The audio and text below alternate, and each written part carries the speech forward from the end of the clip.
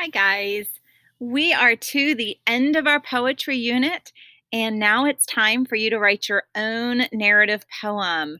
So let's figure out how that works, how you can get started. So before you even start, you need to think through a story. It's just like writing a story. Do you want to write fiction or nonfiction? Okay, do you want something that's real or not real? What's kind of your go to storytelling style? And then what type of story do you want to do? Do you want to be scary, funny, suspenseful, emotional? Think through what type of mood do you want to set. So here are some ideas if you're just thinking through if you want to do fiction. One idea is to take a children's story that, like, you already know. Take Cinderella and make it into a poem. Take a story that's told from one direction and take it from a different character's perspective. Change it to be funny. Here are two. Here's a Squash and a Squeeze, and this is just a children's book. I just stuck on there for you. Someone's reading it online. You can go to that just to kind of put you back in that mode of children's stories.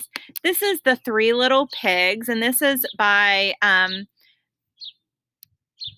the same guy who wrote Roald Dahl, the guy who wrote Charlie and the Chocolate Factory. I just love this poem. It's so funny.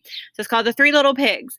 The animal I really dig above all others is the pig. Pigs are noble, pigs are clever, pigs are courteous. However, now and then to break this rule, one meets a pig who is a fool.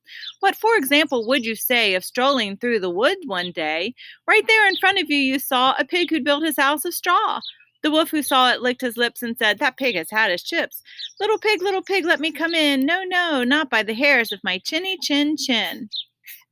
Um, if you keep reading, I'm going to stop because of time, you will see that Little Red Riding Hood gets in the mix, and we have a totally different ending. This is a really funny poem. I recommend you go back and finish reading it. So I think you'll really enjoy that. But that's just kind of a fun way to do it. It gives you an idea already. You don't have to come up with this totally new story idea if you're having troubles with one. Just take an old story you already know and rewrite it. Any Disney story, take it and rewrite it.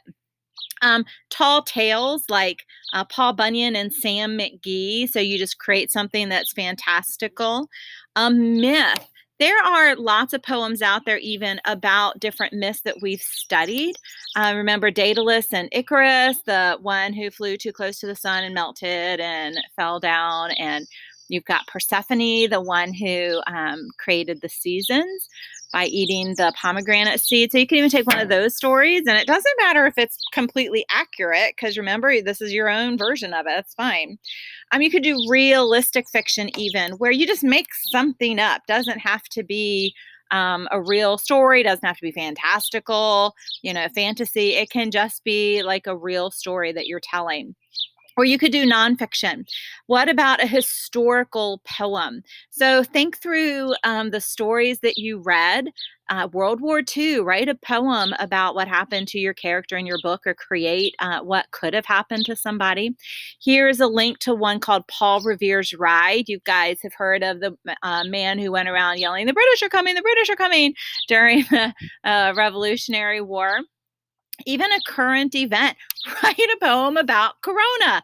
Someone has already done that right now, and it was really, really wow. So write a story about Corona. It could be a real personal story if you wanted to.